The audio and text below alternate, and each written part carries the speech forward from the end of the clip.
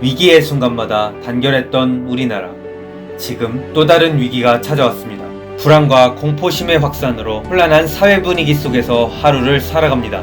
현장 담당자와 의료진 등 많은 분들의 헌신으로 상황이 진정되곤 있지만 경제활동의 위축으로 자영업자와 많은 기업들의 한숨이 깊어지며 단체 활동이 중단돼 많은 분들이 피해를 입고 있습니다. 많은 어려움을 겪고 있는 지금 잠시 멈춰 돌아봐야 할 것이 있습니다. 모두가 협력해 선을 이루었던 우리나라의 아름다운 국난 극복의 역사들, 이를 통해 이번 사태 또한 모두가 한마음으로 대처하고 이겨내길 소망합니다.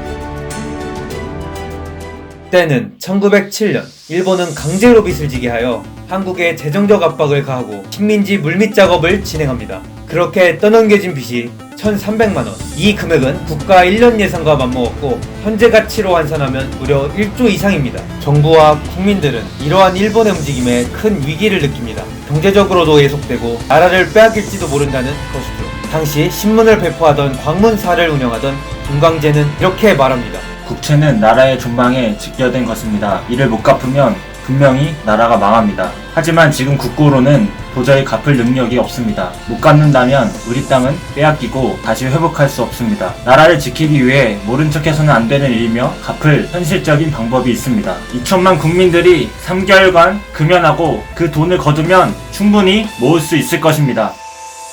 운동이 전개되자 모든 계층은 즉시 호응했고 곧 전국적인 규모로 전개됩니다.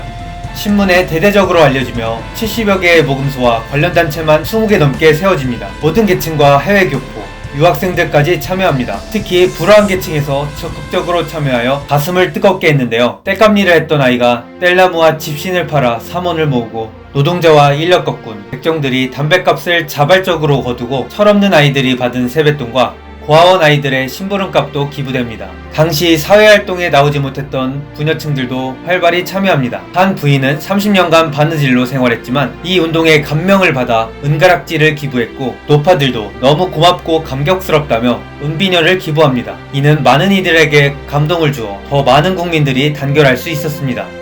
하지만 아쉬운 점도 있었습니다. 정부의 고위관료나 고위층은 대부분 무관심하여 참여하지 않았다는 것이죠. 더 큰 운동으로 번지기에는 한계가 명확했습니다. 그리고 국가의식과 애국심에 집중하다 보니 중요한 것을 놓치게 됩니다. 국가를 위기 상태로 몰고 간 장본인이자 일본 부채로 이득을 본 고위직들에 대한 책임 추궁과 처벌에 무관심했던 것이죠. 결국 1년간 총 모금액은 19만원 정도로 국채의 2%가 채 되지 않았지만 그럼에도 일본은 위기를 느끼기 시작합니다. 운동 저지를 위해 친일단체인 일진회를 통해 방해 공작을 펼치고 신문법과 보안법을 만들어 국채부상운동의 핵심 단체인 대한자강회를 강제로 해산시킵니다. 언론의 힘마저 빠지는 가운데 일부 의원금이 횡령되고 구성원 중 일부가 친일파로 돌아섭니다. 1910년 남은 기부금이 결국 일제에 빼앗기게 되는 비극적인 결말을 맞이합니다. 하지만 이러한 단결력과 정신은 애국 계몽운동과 3.1운동에 정신적인 영향을 미치게 됩니다. 그로부터 90년 후 기적이 일어납니다.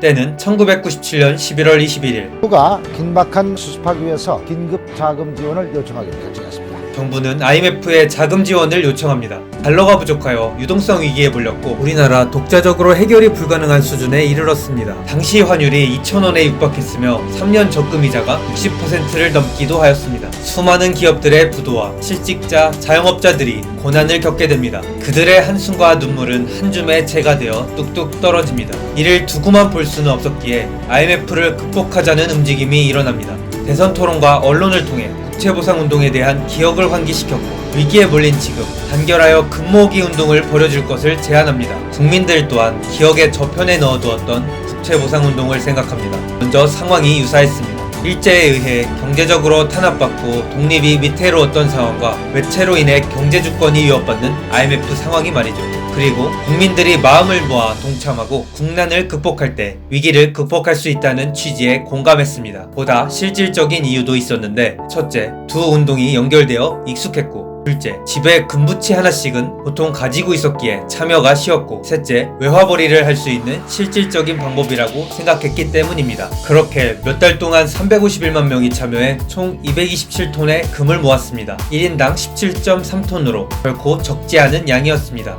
이는 한국은행 보유량의 20배 가까운 규모였고 21억 달러의 외화를 모을 수 있었습니다. 결코 적지 않은 액수로 이를 한꺼번에 팔았더니 국제 금시세가 무려 15%나 하락했고 수출액의 7%를 차지하게 됩니다. 더 중요한 것은 8조 5천억의 재산을 가진 투기꾼 조지 소로스가 철수하게 되는 계기를 마련했다는 것입니다. 당시 소로스는 영국, 태국에 이어 세 번째 환투기 목표 국가로 한국을 정해놓은 상태였습니다. 하지만 쏟아져 나오는 금의 공격을 포기하게 됩니다. 예정대로 우리나라가 공격을 받았다면 어떤 일이 생겨날지조차 가늠하기 힘듭니다. 이러한 국민들의 단결력은 9조 이상의 경상수지 적자를 45조 이상의 흑자로 돌려세웠고 IMF를 단 3년 8개월 만에 졸업하는데 큰 기여를 하게 됩니다. 태국과 인도네시아가 졸업하는데 6년 이상 걸렸다는 점을 볼 때 놀라운 속도죠. 물론 아쉬웠던 점도 많았습니다. 국채보상운동 때의 문제점이 반복되었는데 첫째, 근본 원인과 책임 소재보다 현상에 집중한 것이죠. 사실 IMF의 주된 원인이었던 과도한 투자, 외채, 기업의 방만 경영을 해결해야 했습니다. 하지만 당장 금모으기 운동에 집중하여 위기 극복을 개인의 책임으로 돌립니다. 심지어 IMF의 원인을 사치성 해외여행, 외제, 쇼핑으로 몰기도 합니다. 문제의 해결보다 일단 급한 불을 끄자는 생각으로 금융기관에 공적 자금 150조가 투자되었고 대부분 회수하지 못합니다. 구조조정이 진행되었다고 하지만 이자도 못 갚는 기업이 상장사의 35%나 되었습니다. 경실련에서는 IMF로 인해 국민이 부담해야 할 공공채무를 400조로 추정했을 정도니까요. 둘째, 고위직 관료들의 무책임입니다. 외환위기 당시 대통령은 책임을 관료에게 돌렸고 관료들은 재판에서 정책 판단을 처벌하면 우리나라 경제정책 전부가 문제가 된다 라는 이유로 무죄를 선고받았습니다. 국회의원의 금모으기 참여도 또한 저조했는데 당시 32억의 평균 재산을 가지고 있었지만 그들은 평균 12돈을 내는데 그쳤습니다. 17돈을 기부한 국민 평균에 미치지 못하는 것이죠. 셋째, 국민들에게 보상이 제대로 이루어지지 않았습니다.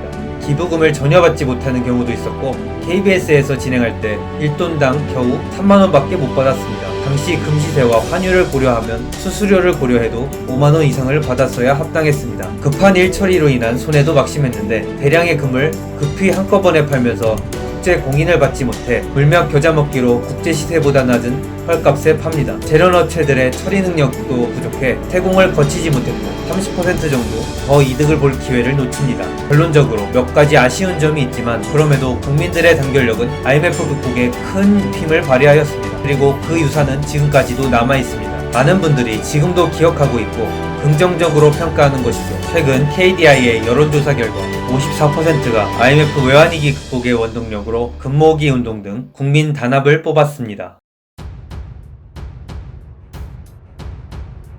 때는 2007년 12월 7일 크레인선이 원유 운반선과 충돌하여 12,547km의 원유가 유출되는 대형 사고가 일어납니다. 사고 직후 초기 대응에 실패하여 두 눈 뜨고 바다가 오염되는 것을 지켜봐야만 했습니다. 깨끗했던 자연은 한순간에 무너졌고 예상 회복기간만 20년이 걸릴 것으로 보았습니다. 하루아침 생계수단을 잃어버린 주민들은 뭘 해야 할지 알 수 없어 안갯 속을 걷는 심정이었습니다. 지원금을 받는 과정에서도 문제가 생겨 피해 주민끼리 서로 갈등하는 비극적인 상황을 맞이합니다. 게다가 책임을 져야 할 기업들이 2달 넘게 책임을 인정하지 않았고 피해 보상을 최소화하려고 했습니다. 일단 초기 급한 불은 껐습니다. 사건 발생 후 3, 4주는 정부 주도로 방제 작업이 시작됩니다. 하지만 정부의 동원만으로는 한계가 있었습니다. 매일 최소 5,000명 이상을 동원해야 하는 상황이었기 때문이죠. 뉴스를 접한 국민들도 지켜만 볼 수는 없었습니다. 바다를 살려야겠다는 마음, 주민들의 하소연에 안타까운 마음, 도저히 안되겠다는 마음이 자발적 참여로 이어졌습니다. 분위기가 온라인으로 확산되어 참여자가 갈수록 늘어나는 선한 영향력이 확대됩니다. 공무원의 참여가 줄어드는 상황에서 민간의 기적이 일어난 것이죠. 개인은 온라인을 통해 사람을 모으거나 자발적으로 참여합니다. 기업들도 송년회와 신년회를 태안에서 갖고 신입사원 연수도 태안에서 시행하여 봉사활동에 참여합니다. 종교단체도 꾸준히 참여하여 장기적인 방제활동과 무료급식 배부에 힘을 씁니다. 피해로 인해 민감했던 주민들도 자원봉사자의 아낌없는 감사를 표현합니다. 77일 만에 100만 명이 참여했고 1년여간 137만 명이 참여하였습니다. 하고 6개월 만에 대부분의 지역에서 긴급방제가 종료되고 이듬해 해수욕장도 정상 개장합니다.